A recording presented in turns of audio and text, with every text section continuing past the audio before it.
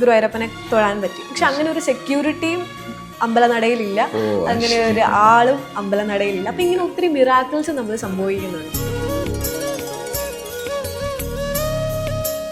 നമ്മൾ അതിയായ ഒരു കാര്യം ആഗ്രഹിച്ചാൽ ലോകം അല്ലെങ്കിൽ പ്രപഞ്ചം നമ്മുടെ കൂടെ നിന്ന് നമുക്കത് നടത്തി തരും.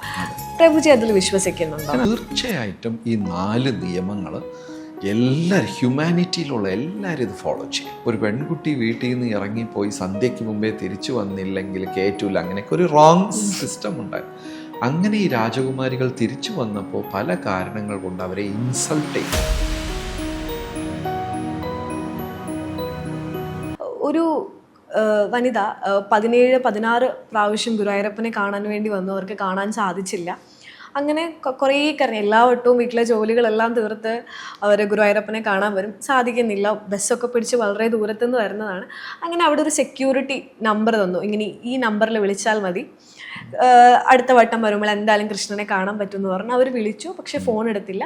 പക്ഷെ അടുത്ത വട്ടം വന്നപ്പോൾ ഗുരുവായൂരപ്പനെ തൊഴാൻ പറ്റി. പക്ഷെ അങ്ങനെ ഒരു സെക്യൂരിറ്റിയും അമ്പലനടയിലില്ല, അങ്ങനെ ഒരു ആളും അമ്പലനടയിലില്ല. അപ്പം ഇങ്ങനെ ഒത്തിരി മിറാക്കിൾസ് നമ്മൾ സംഭവിക്കുന്നുണ്ട്.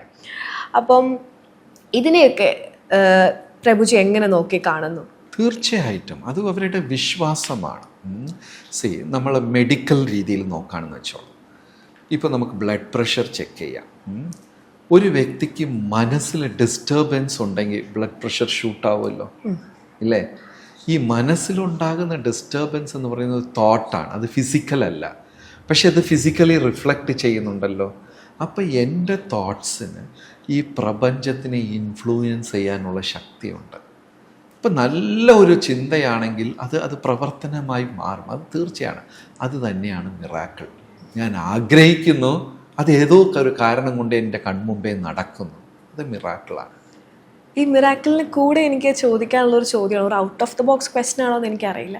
ഈ മാനിഫെസ്റ്റേഷൻ എന്ന് നമ്മൾ പറയുള്ളൂ, നമ്മൾ അതിയായ ഒരു കാര്യം ആഗ്രഹിച്ചാൽ ലോകം അല്ലെങ്കിൽ പ്രപഞ്ചം നമ്മുടെ കൂടെ നിന്ന് നമുക്കത് നടത്തി തരും. പ്രഭുജി അതിൽ വിശ്വസിക്കുന്നുണ്ടോ? ഞാൻ അതിൽ കുറച്ചൊക്കെ വിശ്വസിക്കുന്നുണ്ട്. കാരണം ഇപ്പോൾ രോഗത്തിൻ്റെ കാര്യം പറയുമ്പോൾ ശരീരത്തിൽ രോഗം ഉണ്ടാകുന്നതിന് മുമ്പേ അത് മനസ്സിലുണ്ടാകുന്നുണ്ട്, എന്തോ ഒരു ചിന്ത ഉണ്ടാകുന്നുണ്ട്. അതിനെ നമ്മൾ കൂടുതൽ ഫോക്കസ് ചെയ്യുമ്പോൾ ആ രോഗം ശരീരത്തിൽ മാനിഫെസ്റ്റ് ചെയ്യും. അതേപോലെ നമ്മൾ ഏതെങ്കിലും ഒരു കാര്യം നിരന്തരം ചിന്തിക്കുമ്പോൾ ആ വ്യക്തിയുടെ പ്യൂരിറ്റിയും ആ വ്യക്തിയുടെ ഇൻറ്റൻസിറ്റിയും അനുസരിച്ച് അത് മാനിഫെസ്റ്റ് ചെയ്യും. അത് ഓരോരുത്തർക്കും തീർച്ചയായിട്ടും ഉണ്ടാകും. പക്ഷെ അതേസമയം ആ വ്യക്തി ഒരു മദ്യപാനിയാണ്, അല്ലെങ്കിൽ അദ്ദേഹം മത്സ്യമാംസാദികൾ കഴിക്കുന്ന വ്യക്തിയാണ്, അദ്ദേഹത്തിന് തപോബലമില്ല, അപ്പം മാനിഫെസ്റ്റ് ചെയ്യാൻ അത് ലേറ്റ് ആവും, അല്ലെങ്കിൽ അത് സംഭവിക്കാതെ പോകും. ഇപ്പം നമ്മുടെ ഇസ്കോണിന് 4 റൂൾസ് എടുത്തിട്ടുണ്ടെങ്കിൽ നോ ടോക്സിക്കേഷൻ, അല്ലെങ്കിൽ ഇല്ലീഗൽ ആഫ്റ്റർ മാരേജ് ലൈഫ് ഇല്ല, അതുപോലെ തന്നെ മീറ്റ് കഴിക്കാൻ പറ്റില്ല, ഡ്രിങ്ക്സ് യൂസ് ചെയ്യാൻ പറ്റില്ല, ഇങ്ങനെയുള്ള ഒരു 4 റൂൾസ് ഞാൻ വായിച്ചായിരുന്നു. അപ്പം അതും നമ്മുടെ ഈ ഒരു ആത്മീയ ജീവിതം ഇതിലൊക്കെ ശരിക്കും ഈ മാനിഫെസ്റ്റേഷൻ എന്ന് പറഞ്ഞപ്പോൾ പ്രഭുജി അതിൻ്റെ കൂടെ കൂട്ടിച്ചേർത്തൊരു കാര്യമാണ്. അപ്പം ഇതെല്ലാം കൂടെ ഒരു കമ്പൈൻ ചെയ്തിട്ട് ശരിക്കും ഈ ഒരു 4 റൂള് എല്ലാവരും ഫോളോ ചെയ്യണമെന്നാണോ? അപ്പം അത് ഒരു മനുഷ്യൻ്റെ വ്യക്തി ജീവിതത്തെ എങ്ങനെ സ്വാധീനിക്കുന്നു? തീർച്ചയായിട്ടും ഈ 4 നിയമങ്ങൾ എല്ലാവരും, ഹ്യൂമാനിറ്റിയിലുള്ള എല്ലാവരും ഇത് ഫോളോ ചെയ്യും. കാരണം ഇത് ഫോളോ ചെയ്താൽ ആ വ്യക്തിയുടെ ലൈഫ് ഡിസിപ്ലിൻഡ് ആകും, മാത്രമല്ല ശാശ്വതമായ ഒരു സന്തോഷം ഉണ്ടാകും. ഇപ്പം ഇംഗ്ലീഷിൽ തന്നെ കുട്ടിക്കാലത്ത് നമ്മൾ സ്കൂളിൽ പഠിച്ചു കേട്ടിട്ടുണ്ട്, you are what you eat. നമ്മൾ എന്ത് കഴിക്കുന്നോ അത് നമ്മുടെ ബോധത്തിൽ റിഫ്ലക്റ്റ് ചെയ്യും, ഇല്ലേ? ഇപ്പം അല്പം മദ്യം ഉള്ളിൽ പോയാൽ അത് ചെറുതായിട്ട് നമ്മളെ ഇൻഫ്ലുവൻസ് ചെയ്യും. അതേപോലെ പച്ചക്കറിയും പഴങ്ങളും ധാന്യവും പോയാൽ ആ മനുഷ്യൻ്റെ മനസ്സിലൊരു സാത്വികമായ ഇൻഫ്ലുവൻസ് ഉണ്ടാവും. ഭക്ഷണക്രമം അത് ആധ്യാത്മികം എന്നല്ല. ഒരു യോഗ ക്ലാസ്സിന് പോയാലോ, ഒരു കറാട്ടെ ക്ലാസ്സിന് പോയാലോ, അല്ല ഒരു കുട്ടി സ്പോർട്സ് ക്ലാസ്സിന് പോയാലോ, എല്ലാത്തിനും ഒരു ഭക്ഷണക്രമം മസ്റ്റാണ്. അപ്പോൾ ഭക്ഷണക്രമം പ്ലസ് ഇൻടോക്സിക്കേഷൻ, അത് രണ്ടും തീർച്ചയായിട്ടും ഒഴിവാക്കണം. പിന്നെ 3-ാമത്തെ കാര്യം, ഈ ഫാമിലിക്ക് പുറമേ ഉള്ള റിലേഷൻഷിപ്പ് അത് ഒഴിവാക്കുക. പിന്നെ ചൂതുകളി. ഈ 4 നിയമങ്ങളും നമ്മൾ ഇസ്കോൺ ഉണ്ടാക്കിയതല്ല, ഭാഗവതത്തിൽ ഉള്ള ഒരു ശ്ലോകമാണ്.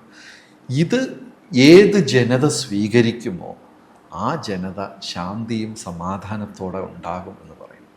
ഇപ്പോൾ ആബ്രഹാം ലിങ്കണെ പോലെയുള്ള വലിയ വലിയ നേതാക്കന്മാർ വരെ പറഞ്ഞിട്ടുണ്ട്, മനുഷ്യൻ മൃഗങ്ങളെ കൊല്ലുന്ന പ്രവണതയിലിരുന്ന് പുറത്തു വന്നു കഴിഞ്ഞാൽ അവന് ശാന്തിയും സമാധാനവും ഉണ്ടാകും. നൂറുകണക്കിന് കൊട്ടേഷൻസ് ഉണ്ട്. പ്ലസ് ഇന്ന് ഇസ്കോൺ ലൈഫ് അതിനൊരു പ്രൂഫും കൂടെയാണ്. അങ്ങനെ മാറുന്നവരുടെ ലൈഫിൽ വളരെയധികം സന്തോഷം ഉണ്ടാവാറുണ്ട്. അപ്പം നമ്മൾ ശ്രീകൃഷ്ണൻ്റെ ഓരോ കാര്യങ്ങൾ സംസാരിക്കുമ്പം നമ്മൾ പലയിടത്തും കേട്ടിട്ടുള്ളതാണ് അദ്ദേഹത്തിന് 10,008 ഭാര്യമാരുണ്ട്.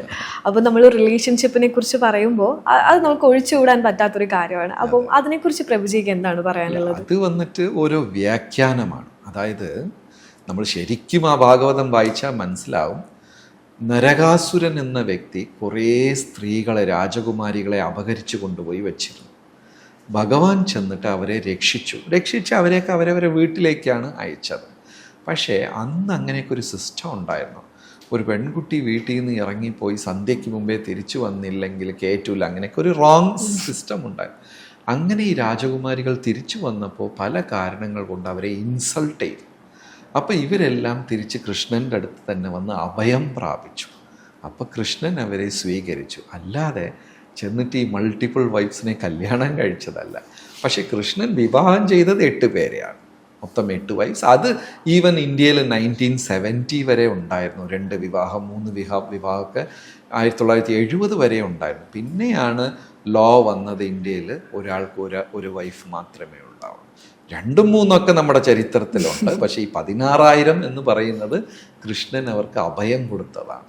നമ്മൾ ഈ 10,008 ഭാര്യമാരെ കുറിച്ച് പറയുമ്പോൾ നമുക്ക് ഒട്ടും ഒഴിച്ചുകൂടാൻ പറ്റാത്ത ഒരാളാണ് രാധ എന്ന് പറയുന്നത്. നമ്മൾ ആരെപ്പോലെ പ്രണയിക്കണം, എങ്ങനെയുള്ള ഒരു കപ്പിൾ ആവണം എന്ന് പറയുമ്പോൾ എല്ലാവരുടെയും ഒരു സങ്കല്പം എന്ന് പറയുന്നത് കൃഷ്ണനും രാധയും പോലെ. അപ്പം അവർ തമ്മിലുള്ള ഒരു ബന്ധം അതൊരു ഭക്തിയാണോ അതോ അതൊരു പ്രണയമാണോ, എങ്ങനെയാണ്? ഇന്ന് വ്യാപകമായിട്ടുള്ള ഒരു വിശദീകരണം എന്ന് പറയുന്നത് നമ്മൾ ഈ സിനിമയിലിരുന്നും അല്ലെങ്കിൽ കവികൾ അവരുടെ ഭാവനയിൽ കൂടെ കാണുന്നത് കൊണ്ടാണ്. ആദ്യം അത് നമ്മുടെ മനസ്സിൽ നിന്നൊക്കെ മാറ്റിവെക്കുക. ആനന്ദം എന്ന് പറയുന്നത് ഒരു വ്യക്തിയുടെ ഫൗണ്ടേഷണൽ റിക്വയർമെൻറ്റാണ്, അല്ലേ? ഇപ്പം നമ്മളെല്ലാവരും ജീവിക്കുന്നത്, ജോലിക്ക് പോകുന്നത്, വിവാഹം കഴിക്കുന്നത്, കുടുംബം പുലർത്തുന്നത്, കുട്ടികൾ, ഇതെല്ലാം എന്തിനാണ്? സന്തോഷത്തിന് വേണ്ടിയാണ്. ആരെങ്കിലും വിചാരിക്കുമോ കരഞ്ഞിട്ട് ഒരാഴ്ചയായി ഒന്ന് കരഞ്ഞാൽ കൊള്ളാമെന്ന്? ഇല്ലേ? എല്ലാവരും സന്തോഷമാണ് ആഗ്രഹിക്കുന്നത്. അപ്പോൾ ഈശ്വരന് സച്ചിത് ആനന്ദം എന്ന് 3 ഫാക്ടേഴ്സ് ഉണ്ട്. അതിൽ ഒരു പ്രധാന ഫാക്ടറാണ് ആനന്ദം. അപ്പം പരമമായ സത്യമായ ദൈവം 2ആയി, സ്ത്രീയായും പുരുഷനായും മാറി അവർ ലീലകളാടി ആ ആനന്ദം ഇത് ചെയ്തു.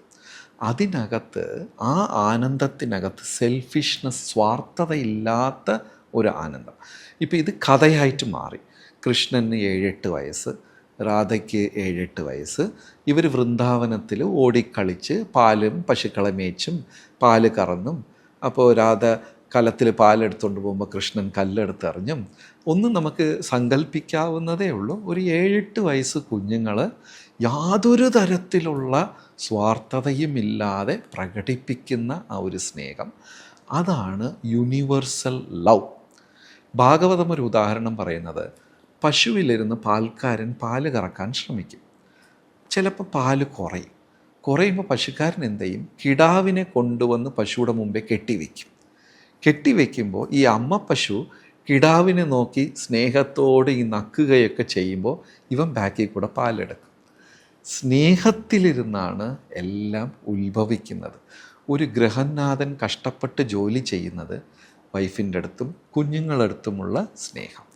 ആ ഒരു യൂണിവേഴ്സൽ ലവിൻ്റെ ഒരു സോഴ്സ്, ഒരു ഉറവിടമാണ് ഈ രാധാകൃഷ്ണ ലീല എന്ന് പറയുന്നത്. 8 വയസ്സിൽ അവർ കളിച്ച് നടന്ന ആ ഒരു ആനന്ദം. അപ്പം നമ്മളും ഈ ആത്മീയതയിലൊക്കെ വരുമ്പോൾ നമ്മുടെ മനസ്സിലും അതുപോലെ ഒരു ആനന്ദം നിലനിൽക്കണം. വളരെ പരിശുദ്ധമായ ഒരു ആനന്ദത്തിൻ്റെ ഒരു പശ്ചാത്തലമാണ് രാധാകൃഷ്ണ. പക്ഷേ പിന്നീട് അത് കവികളുടെ ഭാവനയിൽ വന്നപ്പോഴും കൃതികളായി മാറിയപ്പോഴും അതിന് വേറെ ഒരു ഡെഫിനിഷൻ അവർ കൊടുക്കാൻ തുടങ്ങി. നമ്മളുടെ മനസ്സിൽ ഇപ്പോൾ അതൊക്കെയാണ് ഉള്ളത്.